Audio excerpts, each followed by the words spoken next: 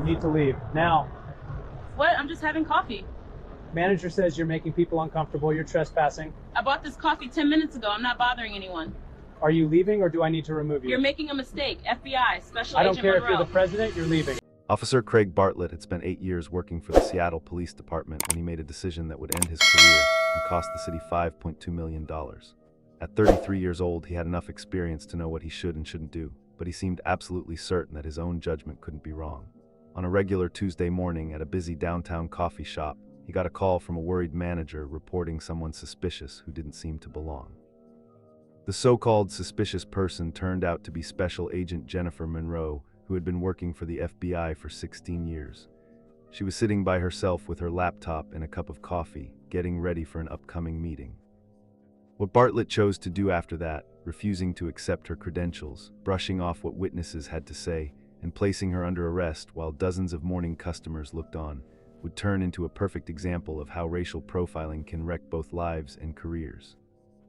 Before we go any further, let me ask, where are you watching this from? If you're new here, go ahead and hit that subscribe button. These kinds of stories deserve to be heard, and when you support us, it helps us keep bringing more truth out into the open. Peak Street Coffee is located right at the corner of 4th Avenue and Pike Street in downtown Seattle. It's one of those spots that gets crowded every morning with working professionals stopping in for their caffeine fix before heading to the office, lawyers, people from tech companies, business folks, students. The place has high ceilings, walls with exposed brick Edison-style light bulbs dangling from above, and tables squeezed pretty close to each other. It was 8:15 in the morning on a Tuesday in March. Rain was gently tapping on the big windows at the front. The morning crowd was going strong. Every single table had someone sitting at it. The line of people waiting to order stretched all the way back to the entrance. Special Agent Jennifer Monroe had been serving with the FBI for 16 years. That's 16 years handling cases that demanded accuracy, patience, and the kind of vision that lets you spot patterns other people completely miss. She'd put in 8 years working financial crimes, taking apart money laundering rings and investment scams. Before that, she spent 5 years dealing with cyber crimes, hunting down hackers who went after infrastructure and financial systems. And before that, 3 years in counterintelligence. She'd stood before grand juries and given testimony, worked alongside the Treasury Department and the SEC, and helped train younger agents in the ins and outs of forensic accounting. She'd even received the Attorney General's Award for Distinguished Service. The people who supervised her called her careful and thorough. Her fellow agents called her the one who never overlooked a single detail. At 41 years old, Jennifer Monroe had reached exactly the place she'd worked so hard to get to, trusted, respected, and given the responsibility to handle complicated investigations that required both sharp thinking and a level head. That Tuesday morning, Monroe wasn't officially on duty, but she was preparing for a 9:30 a.m. meeting with a confidential informant connected to a federal case she was working. She'd gotten to Peak Street Coffee at 7:50 a.m., ordered a large black coffee and a croissant, and grabbed a small table close to the window. She opened up her laptop and spent about 20 minutes going over her case notes, making sure all her questions were lined up and organized. She had on dark jeans, a gray blazer over a white blouse, and low heels. She looked professional but not obviously like someone in law enforcement. Her FBI credentials were tucked away in her purse sitting on the chair beside her. Her service weapon was locked safely in her car. She didn't usually carry it when she was off duty unless the situation called for it. She looked exactly like what she was, a professional woman grabbing coffee before a work meeting. She hadn't done a single thing to draw attention to herself. The only person she'd spoken to was the barista who'd taken her order, but to one particular person in that coffee shop, Jennifer Monroe being there was somehow a problem, and that person had made up their mind to take action. Dylan Kershaw was 24 years old. He'd been working as the assistant manager at Peak Street Coffee for a year and a half. He'd been hired fresh out of college with a degree in hospitality management and big dreams about opening his own cafe one day. He was enthusiastic, wanted to do a good job, and felt very strongly about keeping what he liked to call the right atmosphere in the shop. He wanted Peak Street to feel like a place where customers felt safe and at ease, a place where the regular crowd, which was mostly white professionals, felt like they fit right in. And on this particular morning, Dylan Kershaw had noticed something that bothered him. There was a black woman sitting alone, working on a laptop, taking up a table during the busiest part of the morning. She'd been sitting there for almost 30 minutes after buying just one coffee. In Kershaw's mind, the situation didn't make sense. This wasn't their typical customer. She didn't seem like she matched the Peak Street vibe. She had to be homeless or out of work, hanging around to use the free Wi-Fi. She was using up space that other paying customers could use. It didn't matter to him that she actually was a paying customer. It didn't matter that she was dressed impeccably. It didn't matter that dozens of other people sitting in the shop had been there just as long or even longer. Kershaw looked at a black woman and decided she didn't fit. He kept an eye on her for another 10 minutes, building up the nerve to do something. Then he pulled out his phone and called the police non-emergency number. "Hi, I'm the manager at Peak Street Coffee on Pike Street. We've got someone here who's been hanging around for a long time and making customers uncomfortable. Could you send an officer out?" The dispatcher went through the standard questions. Was the person being threatening or causing any kind of scene? No, but she's been here for a really long time and people are uncomfortable just because she's here. Was she a paying customer? Kershaw hesitated. She bought a coffee, but that was like 30 minutes ago. Had she broken any of the store's rules? Not exactly, but I need her to leave. The call got logged, a unit got sent out. Officer Craig Bartlett was the one who responded. Do you think managers should have to face consequences when they call the police on customers just because of racial bias? Drop your answer down below. Craig Bartlett had been working for the Seattle Police Department for 8 years. During that time, he'd built up a record that really should have set off alarms at every level of supervision. 11 complaints. 8 of those complaints involved accusations of racial profiling or using too much force against people of color. 3 had been upheld, which led to written warnings and mandatory additional training. The other 8 got closed out with findings of not enough evidence or not sustained, even though there were witness statements and circumstantial proof. Bartlett had a clear pattern. He came down hard on calls that involved people of color in places where he felt they didn't have any business being. A black family having a cookout in a public park. Bartlett demanded to see their permit and threatened them with citations when they questioned why he had the authority to do that. A Hispanic teenager riding his skateboard near a shopping area. Bartlett held him for 45 minutes, going through his backpack without getting permission. An Asian man taking photos of buildings downtown. Bartlett questioned whether he might be doing surveillance for terrorism. The pattern was obvious. The paperwork was thick with documentation, but somehow Bartlett stayed out on patrol. His supervisors wrote in his evaluations that he was results-oriented, but sometimes lacking in community sensitivity, and that he should improve his approach to de-escalation. But those notes never turned into any real consequences. When Bartlett got the call about Peak Street Coffee, his mind immediately started filling in a story. Loitering suspect, manager wants them gone, probably homeless, probably causing trouble. He showed up at the coffee shop at 8:27 a.m., parking his patrol car right out front. He walked in, scanning the packed space, searching for someone who looked out of place. His eyes stopped on Jennifer Monroe, a black woman sitting by herself, laptop open, looking way too comfortable. In Bartlett's mind, that must be the problem. He walked straight toward her table. Monroe was going over a timeline in her case notes when she noticed someone standing beside her table. She glanced up and saw a police officer with his arms crossed, staring down at her. "You need to leave now." Monroe blinked, confused. "Excuse me, I'm just having coffee." "This is private property, you're trespassing."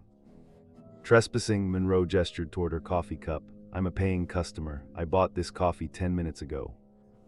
That wasn't true. It had actually been 35 minutes, and the cup was almost empty, but Monroe didn't think she should have to explain how long she'd been sitting there. Bartlett's jaw got tight. The manager called, said, "You're making people uncomfortable. Time to go." Monroe looked around. Nobody was even paying attention to her. The shop was full of people on laptops, having conversations, sitting by themselves. Making people uncomfortable. I'm sitting here reading. I haven't done anything. "Are you going to leave, or do I need to remove you?" Monroe felt her stomach sink. She'd been a federal agent long enough to recognize exactly what was happening here. This wasn't about loitering. This wasn't about policy. This was about a manager who saw a black woman and decided she had no business being there. "Look, I'm Special Agent Monroe with the FBI. I'm off duty, just grabbing coffee before a meeting." Bartlett's expression didn't budge. "I don't care if you're the president. You're leaving now. Show me some ID." Monroe reached into her purse and pulled out her FBI credentials, the black leather case with the gold badge and identification card inside. She opened it up and held it out to him. "Here, FBI credentials, Special Agent Jennifer Monroe. Now do you understand this is a mistake?" Bartlett glanced at the badge. His expression got even harder. Anyone can print a fake badge. Stand up and put your hands behind your back. The coffee shop went quiet. Conversations died. People turned to look. Phones started coming out. Monroe's voice stayed calm, but there was an unmistakable edge to it now. "Officer, that is a legitimate federal credential. You can verify it with one phone call to the Seattle FBI field office. I'm asking you to do that before this goes any further. Stand up now. I'm not standing up. I'm a federal agent. I haven't committed any crime. I haven't violated any policy, and you have no legal authority to remove me. This is where bias becomes impossible to break through. Officer Bartlett had responded to a call about a black woman in a coffee shop. When he got there, he saw a black woman in a coffee shop. In his mind, that confirmed the complaint. Every single piece of evidence after that, the credentials, the calm way she was acting, the professional way she was dressed, got filtered through his starting assumption. He wasn't looking at an FBI agent. He was looking at someone trying to get out of being arrested. Should officers be required to verify federal credentials before they arrest someone in situations that aren't emergencies? Let me know what you think. Monroe understood she had a choice to make. She could keep insisting on her rights and risk this turning violent, or she could go along with it, let this massive mistake play out, and deal with the fallout later. She chose to document everything rather than resist. I'm complying under protest, Monroe said, loud enough for everyone in the shop to hear. I am Special Agent Jennifer Monroe with the FBI. This officer is arresting me for sitting in a coffee shop. Everyone here is witnessing this. Please record it. Several people were already recording. A woman standing near the counter pulled out her phone. A man at the table next to hers angled his camera toward them. Monroe stood up slowly, gathering her laptop and closing it. Bartlett grabbed her arm roughly. Hands behind your back. Don't touch me like that. I'm complying. There's no need for force. Bartlett yanked her arm harder, spinning her around. He pulled her arms back and snapped handcuffs onto her wrists. The cuffs were tight, deliberately tight. Monroe winced but didn't say anything. She wasn't going to give him the satisfaction. You're under arrest for trespassing and resisting an officer. I didn't resist. Everyone here saw that I complied, and I'm not trespassing. I'm a paying customer. The crowd had gotten bigger. Someone near the door shouted, "This is wrong. She didn't do anything." Another voice called out, "She's been sitting there for 30 minutes. Nobody complained. She's just working on her computer." Bartlett ignored all of them. He walked Monroe toward the door, still in handcuffs, leaving her purse and laptop sitting on the table behind her.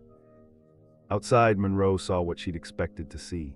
Body cameras, dash cameras, witnesses, evidence, all of this was being documented. "Officer Bartlett," Monroe said, reading his nameplate, "you are arresting a federal agent without any cause. You refused to verify my credentials. You used unnecessary force, and you're doing it in front of dozens of witnesses. This will end your career." Bartlett opened the back door of his patrol car. "Get in. I want your badge number, I want your supervisor's name, and I want to know who called this in. You'll get all that at the station." He guided her into the back seat, closed the door, and climbed behind the wheel. As he pulled away from the curb, Monroe looked back at the coffee shop. People were standing outside now, phones up, recording. The story was already spreading. Why do some officers treat calm professionalism and federal credentials like they're fake? Comment your thoughts. The drive to the precinct took 12 minutes. Monroe spent the entire time documenting everything in her head: times, statements, actions. She'd testified in dozens of federal trials. She knew how to build a case, and this case was building itself. They got to the precinct. Bartlett walked her inside, still handcuffed, past the front desk where a sergeant looked up with immediate concern. "Bartlett, what do you have?" "Trespassing at Peak Street Coffee. Suspect refused to leave when the manager asked and when I asked." The desk sergeant stood up. "Did she resist?" "She refused to comply with a lawful order." Monroe spoke up, her voice clear and controlled.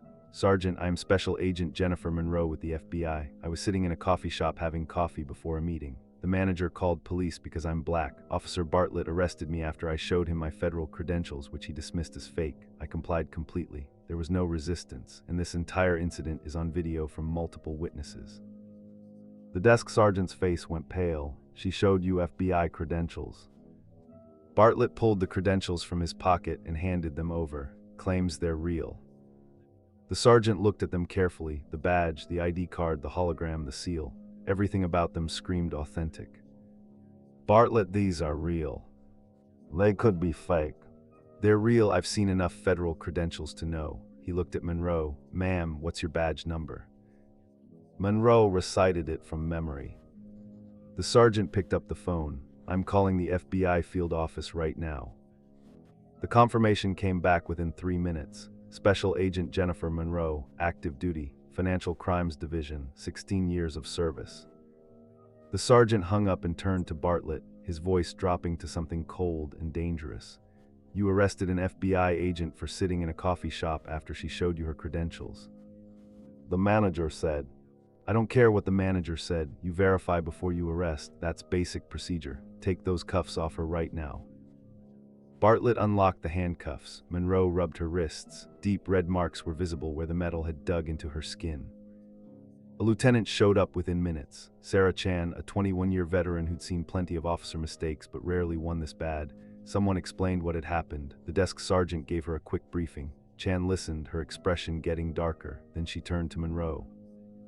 Agent Monroe, on behalf of the Seattle Police Department, I sincerely apologize. This is inexcusable. Monroe nodded but stayed quiet. She was building her case. Every word mattered. Chan turned to Bartlett. Badge and weapon. Administrative leave effective immediately. Lieutenant, I was responding to a call. You arrested a federal agent for drinking coffee while black. Give me your badge. Bartlett handed them over, his hands shaking. For the first time, he seemed to grasp what he'd actually done.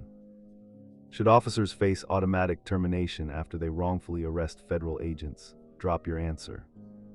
Within 2 hours, the videos had blown up all over social media, multiple angles from different witnesses inside the coffee shop. Monroe identifying herself, showing her badge, getting handcuffed anyway, being walked out like a criminal.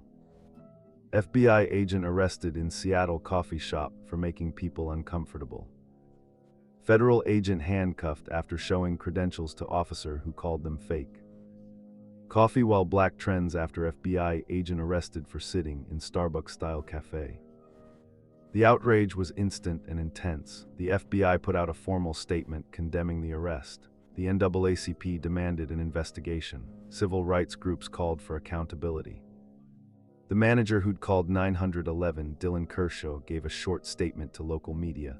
I thought she was loitering. I didn't know she was FBI. He got fired within 24 hours. Peak Street Coffee issued a public apology and announced new policies that banned calling the police on customer complaints unless there was actual criminal behavior happening. But the real damage had already been done. The video showed everything. A black woman, professionally dressed, working on her laptop, showing federal credentials, getting arrested anyway. Civil rights lawyers reached out to Monroe within hours. This wasn't just a wrongful arrest. This was racial profiling. This was a violation of civil rights. This was proof that even a federal badge wasn't enough to protect black people from bias.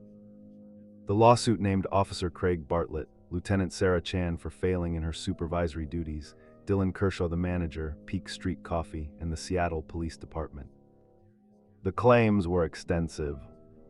Unlawful arrest without probable cause. False imprisonment. Violation of federal civil rights. Racial profiling and discrimination. Excessive use of force, tight handcuffs, unnecessary physical contact. Intentional infliction of emotional distress. Failure to verify credentials despite repeated requests. Failure to train and supervise officers who had documented patterns of discriminatory policing. The city's attorneys and Peak Street's insurance lawyers looked over the evidence and came to the same conclusion: indefensible. The videos were everywhere, the witnesses were credible, the FBI was involved. The city settled within 10 months, $5.2 million paid to Special Agent Jennifer Monroe. Peak Street Coffee added another $800,000 from their liability insurance. Officer Craig Bartlett got terminated 9 weeks after the incident. The termination letter was final and crushing. Officer Bartlett arrested a federal agent without probable cause, refused to verify legitimate credentials, and engaged in racial profiling. Despite 11 prior complaints and multiple training interventions, Officer Bartlett continued to demonstrate discriminatory policing practices. His employment is terminated immediately. Bartlett's name got entered into the National Decertification Index. His law enforcement career was over, at 33 years old. Dylan Kershaw, the manager who'd made the call, faced his own fallout, fired from Peak Street, named in the lawsuit, his name forever linked to racial profiling. He put out a statement: I made a terrible mistake based on unconscious bias. I'm deeply sorry. But apologies don't undo trauma. Should businesses face financial penalties for making racially motivated 911 calls? Let me know in the comments. The Seattle Police Department came under intense scrutiny. How had Bartlett, with 11 complaints over 8 years, stayed on patrol? Why hadn't supervisors taken him off the street after the 3rd complaint, the 8th? What kind of training existed to stop officers from arresting people for existing while black? Internal Affairs ran a comprehensive review. The findings were brutal. 11 complaints over 8 years. 3 upheld, 8 closed without any real investigation. Multiple witnesses in earlier complaints whose statements got ignored. Training requirements checked off but never actually assessed for whether they worked. Supervisors who noted problems in evaluations but never took action. A system that protected officers instead of the community. The Department of Justice opened a pattern and practice investigation. Their findings confirmed systemic failure at every level. Reforms got announced. Immediate desk duty for any officer with 5 or more complaints related to discrimination. Mandatory federal credential verification before any arrest. Real-time body camera review for all arrests. Independent civilian oversight board with subpoena power. Quarterly pattern analysis of all officer stops and arrests, flagging racial disparities. Automatic federal notification when any law enforcement officer gets arrested. Special Agent Jennifer Monroe testified at City Council hearings. Her testimony was powerful. I'm a federal agent with 16 years of experience. I had my credentials. I identified myself clearly. I was sitting in a coffee shop having coffee, and I was arrested because I'm black. She paused. I wasn't loitering, I was working. I wasn't causing a disturbance. I was sitting quietly. I wasn't making anyone uncomfortable, except apparently a manager who couldn't imagine that a black woman in professional clothing belonged in his coffee shop. Another pause. This happens every day to black people who don't have FBI badges, to people who don't have the resources to fight back, to people whose arrests don't make the news. If this can happen to me, with all my credentials and authority, what happens to everyone else? The room went silent. Should racial profiling in commercial spaces trigger automatic federal civil rights investigations? Drop your answer. This wasn't just a wrongful arrest. This was proof that for some people, no credential is enough once bias has made its decision. Jennifer Monroe showed her FBI badge. She identified herself out loud, clearly, over and over. She was professionally dressed, working calmly, breaking no laws. And none of it mattered, because Officer Bartlett saw a black woman in a space where his biased mind said black women didn't belong. The badge had to be fake, the credentials had to be counterfeit, the calm professionalism had to be an act. His bias was so complete it overrode the physical evidence he was holding in his hands. This is how systemic racism works in everyday spaces. It's not always violent or dramatic. Sometimes it's quiet, sneaky, built on assumptions that seem reasonable until you actually examine them. It's a manager who sees a black customer and assumes they're loitering. It's an officer who sees a black professional and assumes they're a criminal. It's a system that backs up those assumptions until someone with power and resources pushes back. And when that bias gets backed up by the authority to arrest, to handcuff, to remove someone from a public space, it doesn't just hurt individuals. It sends a message: you don't belong here, no matter your credentials, no matter your rights, no matter your humanity. Craig Bartlett's career is over. That's justice. The city paid $5.2 million. That's accountability. Dylan Kershaw got fired. Those are consequences. But money and terminations don't undo the trauma of getting arrested for drinking coffee. They don't restore the dignity of being handcuffed in front of dozens of strangers. They don't erase the message that even an FBI badge isn't enough to protect you from bias. The real question is, what changes now? Do departments finally remove officers after 5 complaints instead of 11? Do businesses finally train their staff to recognize their own bias before calling 911? Do we finally admit that making people uncomfortable often just means existing while black? Because if we don't fix the systems that kept Bartlett on patrol for 8 years despite 11 complaints, if we don't address the culture that taught Kershaw to see black customers as threats, then we're just waiting for the next officer, the next manager, the next victim, the next viral video. Comment if you believe this should be law. Businesses that call police on paying customers without evidence of actual crime face mandatory civil rights review and financial penalties. And if you think these stories need to be told, if you believe accountability starts with awareness and change starts with pressure, then hit that subscribe button, because we're not stopping. We're going to keep exposing these patterns. We're going to keep demanding better. We're going to keep fighting for the FBI agents, the coffee drinkers, the ordinary people who deserve to exist in public spaces without being criminalized. This isn't just about one officer, one manager, or one agent. It's about all of us and the world we're willing to accept.